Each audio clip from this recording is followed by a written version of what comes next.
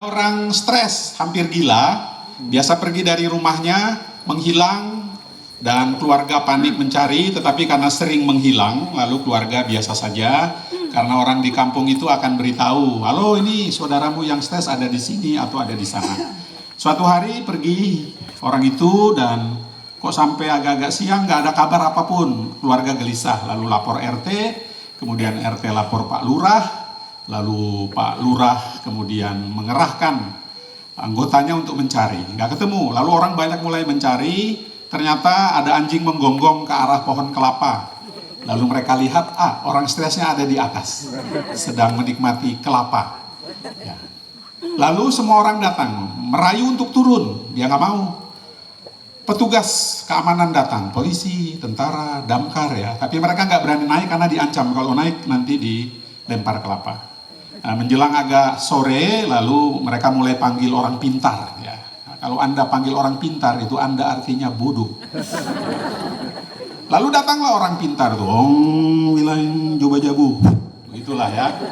Jangan kaget bu, jantungan. Nggak terjadi apa-apa. Akhirnya mereka bilang, oke kita panggil tokoh-tokoh agama. Datanglah ya, tokoh agama nih. Tokoh agama tahu kan ya? Itu yang jual rosario segala macam, nah, itu tokoh agama. Ya. Oh itu tokoh ya betul. Saya bilang apa tadi? Oh ya tokoh, oke. Jadi tokoh agama datang semua nih kan, udah pada berdoa semua nggak turun, sampai mereka kaget dan heran. Tunggu dulu, semua tokoh agama sudah datang kecuali satu nih, Katolik. Nah, lalu orang-orang situ seganlah umatnya karena romo-romo itu kan sok sibuk ya, kayak mereka ini. Ya. Dipanggil banyak alasan, apalagi cuma urusan orang stres kan. Udah sama katekis aja, sama prodiakon aja, suster aja ya begitu. Segitu mau pada masuk surga mereka, kagak. Yakinlah Bapak Ibu, kalau Anda nanti meninggal jangan cari mereka di surga. Nggak ada. Kenapa? Karena mereka panitia. Panitia di luar, terima tamu, ngopi, ngerokok ya, seperti itu. Ngerayu-ngerayu cewek ya. Janda terutama. Seperti itu. Tapi di surga bukan di sini. Ya. Sampai di mana ceritanya tadi? Ya sampai janda lah ya. Nah lalu datang Romo dipanggil nih kan, orang takut-takut mau manggil Romo karena seperti biasa Romo ini kan stilnya seolah-olah tinggi ya gitu. Padahal waktu kuliah remedi ini orang-orang ini. Kecuali Romo Yus ya, gitulah. Nggak boleh disenggol beliau, hati-hati. Nggak diajak lagi lu. Ya begitu. Nih makanya Romo Yus kalau dipuji-puji mereka udah tahu maksudnya kan. Nah udah tahu. Muka-muka orang ini. Nah, kecuali Romo Frit ya, lebih parah maksudnya. Nah kemudian Romo datang mukanya cemberut ya seperti biasa lah, apalah ini kan apalagi nggak ada stipendiumnya. Ya udah, orang stres mau dari mana kan? Nah dia muncul. Lalu Romo nanya, di mana orang stres itu kan? Itu Romo yang banyak orang kerumunan. Udah mereka kasih jalan. Romonya datang hanya ngeliat ke pohon, lalu pohonnya diberkati, terus Romonya pergi. Terus orang bilang ini apaan, agama apaan ya, gitu. Gue juga bisa gitu. Tapi yang mengherankan, nggak sampai 5 menit orang itu turun langsung pulang. Semua orang kaget. Sampai di rumahnya mereka tanya, polisi nanya, lu dari seharian kita orang mau suruh lu turun, kagak turun lu ya. Giliran tadi Romo itu entah hanya bikin apa aja, lu turun. Dia bilang, gue takut. Romonya ngancam gimana? Romonya bilang, kalau lu kagak turun, gue tebang. Itu. Ya, kan, Romonya kan bikin gini. Ya, kalau lu kagak turun, gue tebang. Nah, turun dia. Nah, cerita ini kaitannya bacaan pertama. Ya, nanti silakan dibaca lagi terserah. Ya. Kalau Anda tidak baca, artinya Anda Katolik. Ya betul. Tandanya orang Katolik apa? Tidak baca kitab suci, tapi mau masuk bohong. Begitu.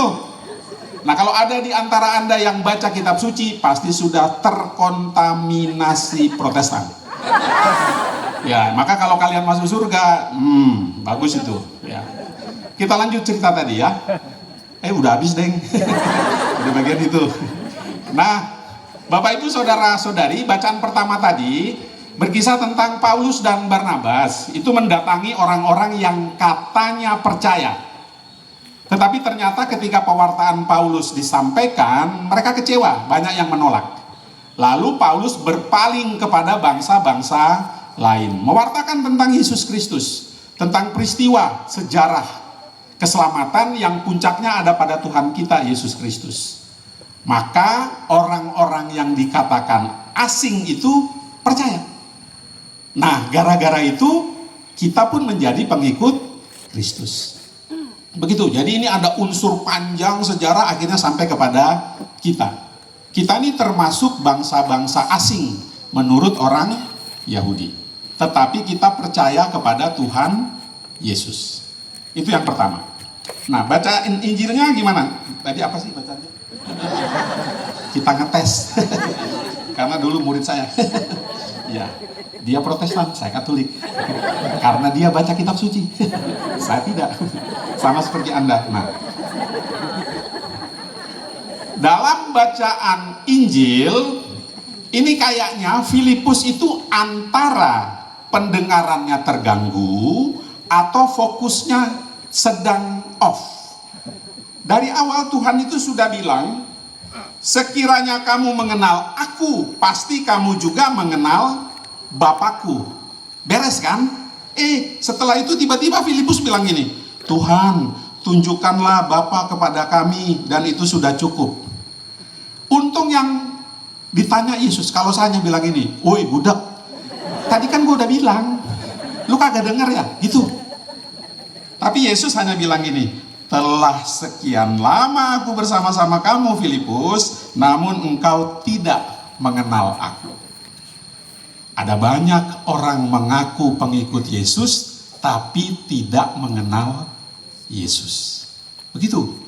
Kalau dilihat dari wajah-wajah Anda ini semua kenal dengan Tuhan Yesus. Hanya masalahnya dia kenal Anda apa enggak tahu ya. Kenal, Tuhan mengenal kita semua. Gitulah. Barang siapa telah melihat aku, ia telah melihat Bapa. Bagaimana engkau berkata, tunjukkanlah Bapa kepada kami, tidak percayakah engkau bahwa aku di dalam Bapa dan Bapa di dalam aku? Persoalannya, dulu Yesus hadir secara fisik. Sekarang bagaimana? Gak ada lagi kan? Beliau sudah di surga. Gak usah khawatir, ada rohnya, Roh Kudus. Maka Bapak Ibu, kita sederhanakan saja. Kalau suami melihat istri, Anda melihat Allah. Kalau istri melihat suami, Anda melihat Allah. Karena apa? Karena pernikahan Anda sakramen. Pernikahanmu adalah tanda dan sarana keselamatan Allah untuk Anda berdua. Bertiga dengan anak, berempat dengan cucu, berlima dengan tetangga, dan seterusnya, tambah sendiri. Ya, hanya persoalannya, ini dari belakang tadi, udah ngebisik. Oh iya ini orang ganteng di Glodok nih, nah. Seperti itu. Gak apa-apa, saya belum lama dari Glodok, memang ganteng-ganteng kayak gitu. Ya, saya minder. Ya, nah kemudian ganggu aja nih, lupa saya. Glodok baik. Tetapi Bapak Ibu, apakah saya sudah hadir kepada pasanganku sebagaimana Allah hadir? Seperti itu. Siapa suami istri paling bahagia di dunia ini? Adam dan Hawa. Karena nggak pernah punya mertua. Ya, maaf para mertua ya, bertobatlah. Istri paling bahagia di dunia ini siapa? Bunda Maria. Karena suaminya nggak pernah ngomong. Ya, maka kepada beberapa OMK saya bilang, ya kalau menikah carilah suami yang pendiam. Yang diem banget ya, syukur-syukur nggak bisa ngomong. Nah, suami paling bahagia di dunia ini siapa? Menurut survei tidak ada. Tetapi yang pura-pura bahagia banyak. Maka hati-hati para ibu, kalau suami Anda tampak bahagia, itu pura-pura. Kebahagiaan suami pada umur-umur seperti Anda ialah ketika istri pergi dari rumah. Latihan kur kan, melayani pastoran, ikut haheho, nah, itu pasti suami senang, lu pergi-pergi aja deh gitu. Tapi begitu nanti istri pulang mereka tersenyum, wah gimana perjalanan gitu, lamis tuh. Ya, seperti itu. Kalau nggak percaya tanya nanti pulang. Kalau mereka bilang enggak, mereka bohong. Ya, suami yang jujur akan ngaku. Seperti itu. Saya melihat ada kawan saya di belakang ini. Ya, mengkilat dia kepalanya. Mas Marsudi, wow, keren. Kok kayak film silat zaman dulu ya. Botak di sini di belakangnya ada gitulah. Puang, puang, puang, puang, puang, puang, puang. Maka Bapak Ibu Saudara-saudari, Tuhan hadir dalam segala situasi. Lalu tugas kitalah mewartakan Tuhan kepada siapa saja yang kita jumpai. Bukan berkhotbah, bukan berkisah, tetapi lewat sikap kita, mengasihi, mencintai, menyayangi, berbagi. Kalau Anda ingin punya bibir yang indah, berhentilah ngerasani wong. Ingin punya mata yang bagus, berhenti melihat kejelekan orang. Ingin punya bodi ramping, jangan pelit. Bagi makananmu dengan tetangga. Ingin rambutmu indah, jangan ke salon. Biarkan anak cucu mengelus-elus rambutmu. Kalau suami yang mengelus, zaman dulu. Sekarang udah buyuten. Beberapa dari Anda saya lihat buceri, bule ngecat sendiri. Gak apa-apa ya, menolak tua. Ada yang oplas nggak? Operasi plastik. Operasi plastik ada nggak? Kalau Anda saya mau tanya, ember mana yang dipakai? Ada yang dari Belanda? Mana? Penjajah.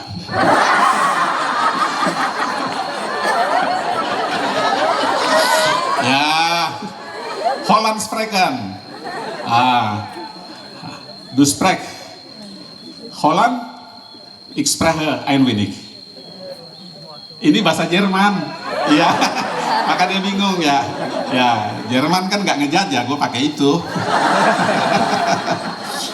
Nah, udah ya cukup ya. Nggak ada minum. Heran haheho mah ya. Nih kalau kelompok lain nih ada Fanta, Sprite, anggur gitu. Di sini apa ini? Ada juga air suci. Kesucian gua ntar. Penutup. Tadi dibilang ini romo dari berbagai kongregasi dan ordo, nggak kongregasi lah ya. Kuskupan. Jadi waktu itu semua pemimpin kongregasi para provinsial itu kumpul di Roma, seluruh dunia.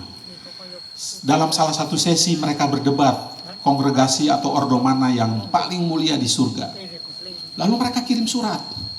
Begitu, ada SCY, ada MSF waktu itu kan. Ya, ada MSC juga ya. Tunggu dulu. Jadi mereka kirim surat, Tuhan Yesus kira-kira dari kami siapa yang paling mulia? Gak lama Tuhan Yesus membalas, lalu dibilang, yang paling mulia adalah yang menjadi pelayan dari semuanya, berlaku sebagai anak kecil. Baru di bawah, hormat saya tercinta, tertanda Yesus Kristus PR. Ya, itu, sorry ya. Baik. Ya.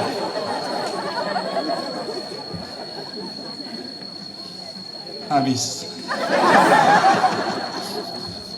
Baik, untuk menutup kita